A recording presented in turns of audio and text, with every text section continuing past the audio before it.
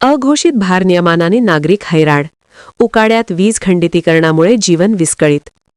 उन्हाळ्याच्या तीव्र झळांमध्ये शहरातील नागरिकांना अघोषित भारनियमनाचा मोठा फटका बसत आहे.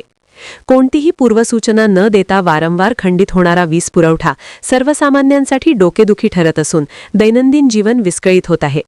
विशेषतः ज्येष्ठ नागरिक, लहान मुले, आजारी व्यक्ती आणि घरात दिवसभर राहणाऱ्या महिलांना याचा सर्वाधिक त्रास सहन करावा लागत आहे.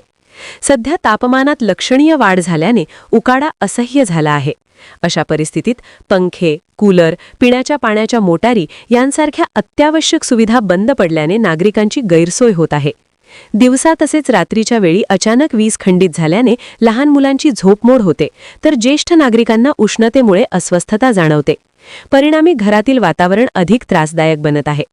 अचानक होणाऱ्या वीज खंडितीकरणामुळे व्यावसायिक तसेच घरगुती कामांवरही परिणाम होत असून नागरिकांचा संताप वाढत आहे.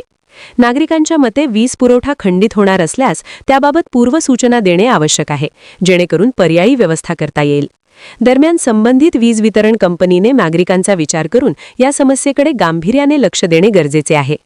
उन्हाळ्यात वीज पुरवठा सुरळीत ठेवण्यासाठी तातडीने उपाययोजना कराव्यात आणि अघोषित भारनियमन टाळावे, अशी मागणी सर्वसामान्य नागरिकांकडून जोर धरत आहे. सबस्क्राइब करा.